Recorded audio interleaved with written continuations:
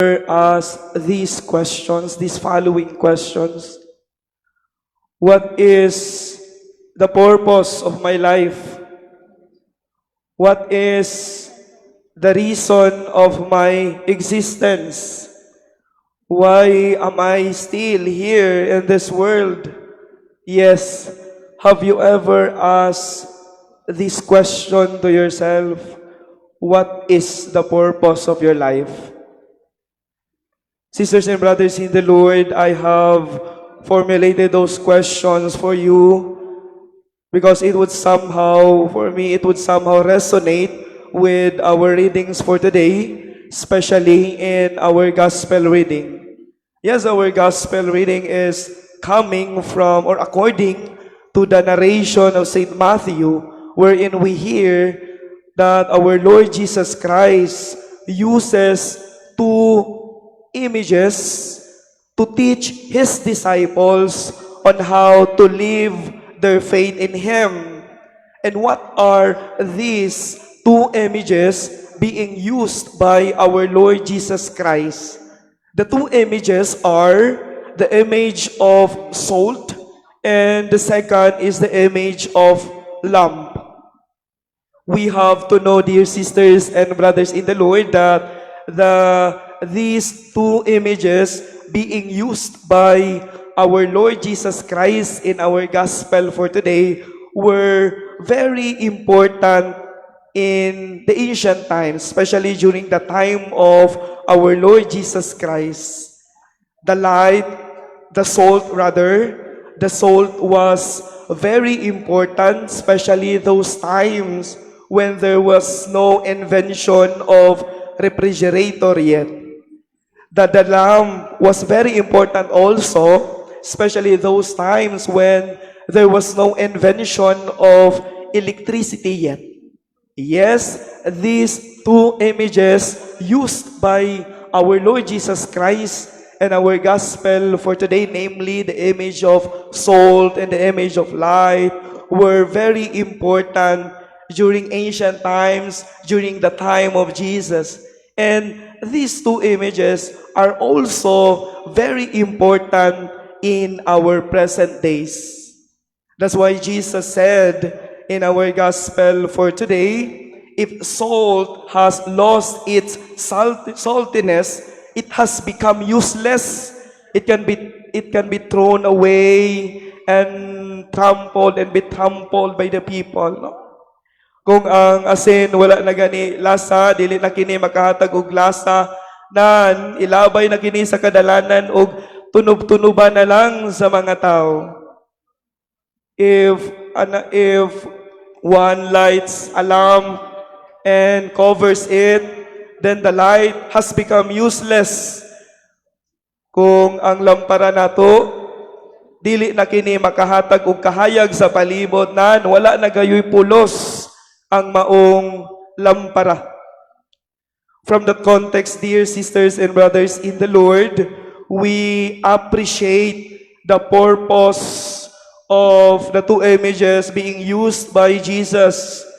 The purpose of the salt is to give flavor to the food. The purpose of the lamp is to give light to the surroundings. If we try to understand the message of Jesus in our gospel for today, we are being reminded that we have to be who we are for which God has created us. I repeat, we have to be who we are for which God has created us.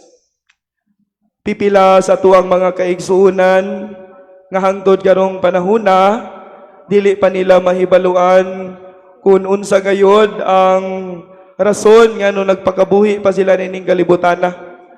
Pipila sa itong mga kaigsuunan, dili pa nila masabtan. Pipila tingali ka nato, dili pa nato masabtan kung unsa gayod ang atuang purpose atong pagkinabuhi. Nining kinabuhi mo nang ang uban magbalin-balhin og kurso, ang uban maglain-lain og estratehiya sa kinabuhi tungod kay wala pa sila kahibalo kung unsay ilahang gusto nining kalibutan na. Ang uban usab magbalhin-balhin og trabaho tungod kay Tuod lagit, gusto pa nila ilhon ang ilahang kaugalingon diha sa ilahang pagpanarbaho. Ang uban usab wala kahibalo kung asa mo lugar nining kalibutana. Usbo na ko ang uban, wala kahibalo kung asa mo lugar niining kalibutana. Sisters and brothers in the Lord, we are being reminded that we can only attain joy if we know the purpose of our life. We can only attain joy if we know the reason of our existence. We can only attain joy if we know why we are, if we know our mission in this world. We have to understand that the salt is made not to give flavor to itself, but to give flavor to the food. On the other hand, the lamp is made not to give light to itself, but to give light to the surroundings. This reality is also true to us. We are created by God for other people. I repeat, we are created by God for other people. We are created by God to share our gifts that we receive from Him and share it to our brothers and sisters. This is also the reflection of Prophet Isaiah in our first reading for today, wherein we are being reminded by the prophet to exercise this what we called acts of charity by giving food to the hungry, by giving drink to the thirsty, by welcoming those who are strangers, by giving shelter to those who are homeless, by taking care of those who are sick, by visiting those who are imprisoned, and by giving special attention, especially to those in the margins of the society. I repeat, we have to give special attention, especially to those in the margins of the society. And by doing acts of charity, it gives us joy.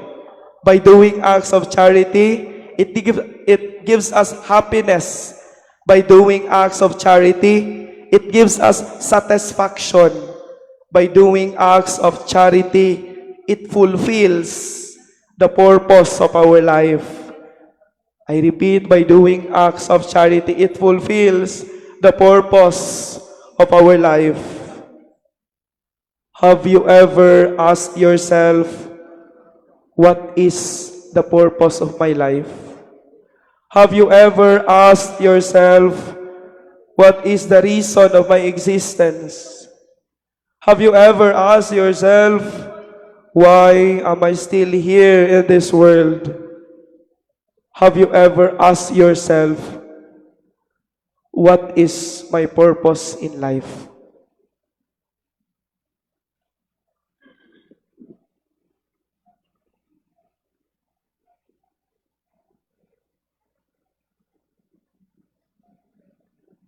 Let us all stand.